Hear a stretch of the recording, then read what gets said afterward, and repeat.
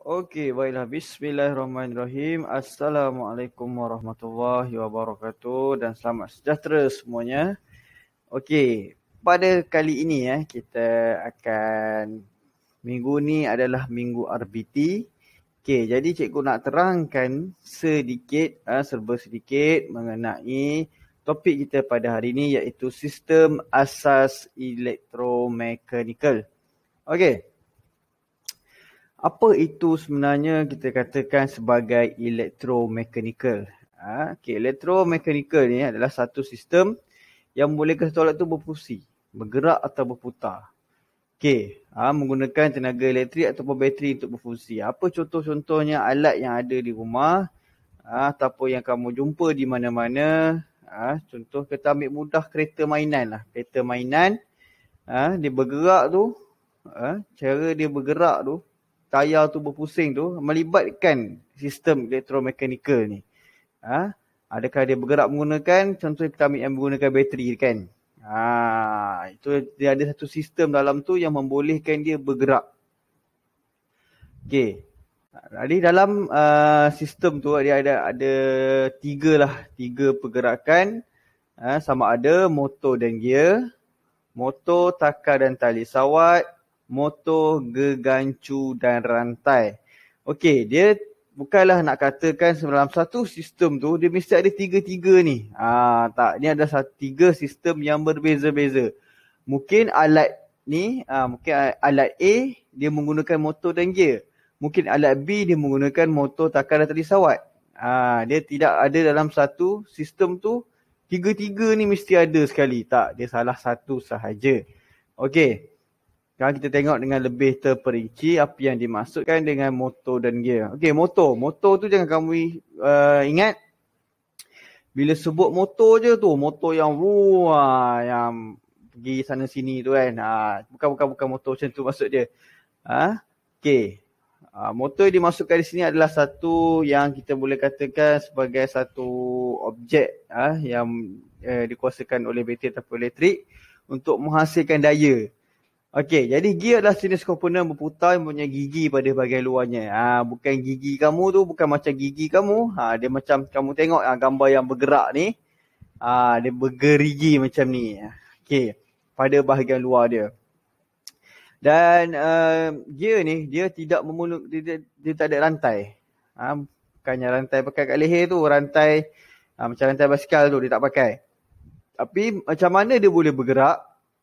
Bila gear ni disambung dengan satu lagi gear yang lain untuk dia boleh berfungsi. Kamu tengok dalam gambar ni lah mudah. Gambar yang bergerak ni nampak. Bila satu ni dia bergerak, dia akan memberi kesan kepada gear-gear yang lain.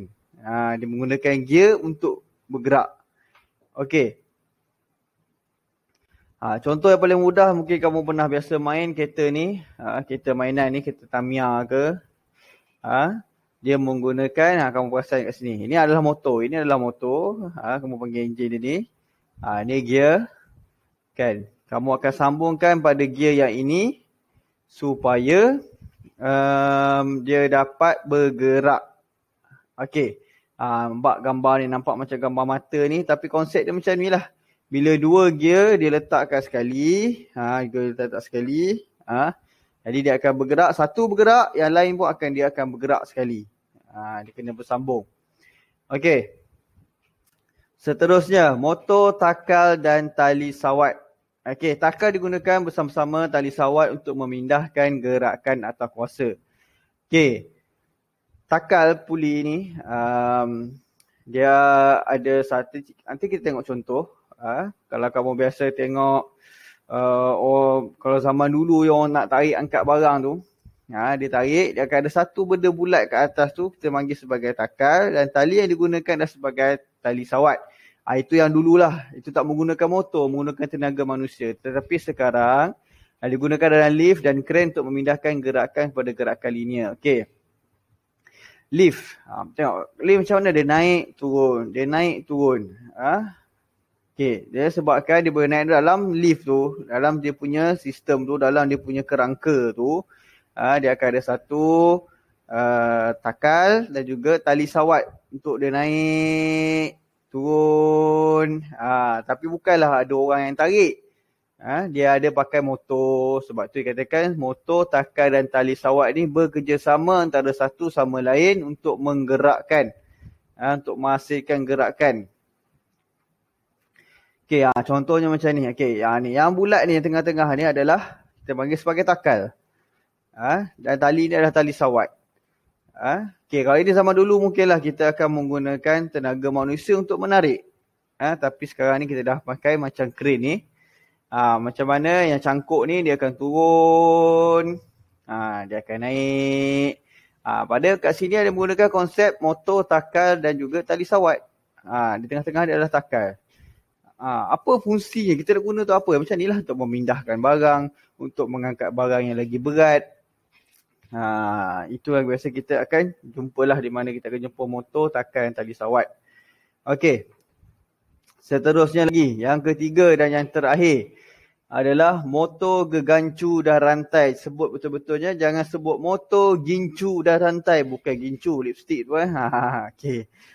Kita nak sebut gegancu. Okay, tapi pada bahasa mudah yang kamu mungkin biasa dengarnya, gegancu ni adalah sebenarnya kita biasa sebut sebagai sprocket. Tahu sprocket basikal tu? Tak kenal juga sprocket. Tak tahu nak kata lah.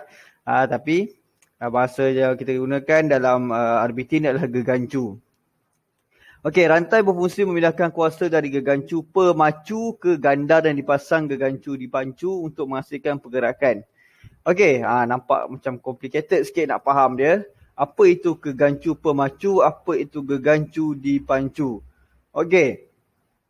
Gegancu yang dipacu, gegancu pemacu adalah digunakan yang dipasang kepada motor. Dia memacu. Dia motor, gegancu pemacu, disambung menggunakan rantai kepada gegancu yang dipacu. Okey, tengok gambar lah senang. Okey, tengok ni gambar sprocket, gambar rantai basikal.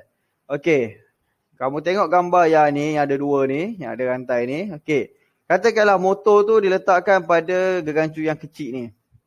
Pada sprocket kecil ni. Okey, motor digerakkan di sini. Okey, jadi rantai ni, fungsi dia adalah untuk memindahkan gerakan yang dihasilkan oleh motor pada gegancu pemacu yang kecil ni, untuk memindahkan gerakan dan kuasa tu kepada gegancu yang dipacu, yang besar ni. Dia tak semestinya yang kecil mesti yang dipacu. Okay. Konsep dia, gegancu yang berada, yang digerakkan oleh motor adalah gegancu pemacu. Gegancu yang menerima pergerakan melalui rantai dipanggil sebagai gegancu yang dipacu. Macam basikal kamu lah, paling mudah sekali kita tengok basikal walaupun tak menggunakan motor, menggunakan tenaga manusia. Okey, basikal kamu kalau kamu tengok ada dua sprocket, ada dua gegancu, depan dan belakang. Okey, kamu kayuh basikal gegancu yang kecil, pedal kamu tu. Jadi yang kecil tu adalah dikatakan sebagai gegancu yang pemacu, yang besar tu adalah dipacu. Macam mana pemindahan pergerakan berlaku apabila kamu mengayuh basikal, pedal kamu mengayuh pedal. Okey, kamu sebenarnya menggerakkan gegancu yang kecil tu. Jadi pergerakan itu dipindahkan kepada gegancu yang besar, sprocket yang besar, melalui rantai tu. Sebab tu kalau basikal kamu, rantai kamu putus, basikal tak boleh nak gerak. Kayuhlah macam mana pun tak bergerak. Sebab tak ada satu medium untuk memindahkan tenaga tu, memindahkan pergerakan tu.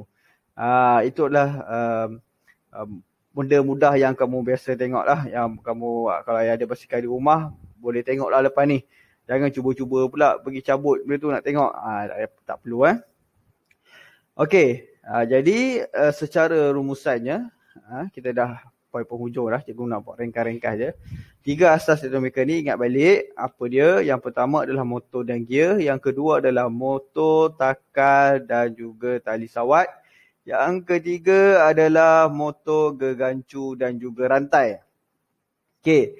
Ketiga-tiga sistem ni kita sebut sebagai elektromekanikal sebab dia menggunakan tenaga elektrik ataupun tenaga bateri. Jadi basikal tadi tidak dikira valid lah sebab kita menggunakan tenaga manusia. Okey, itu sebagai contoh asal untuk faham. Ketiga-tiga ni dikuasakan oleh elektrik ataupun ataupun bateri lah.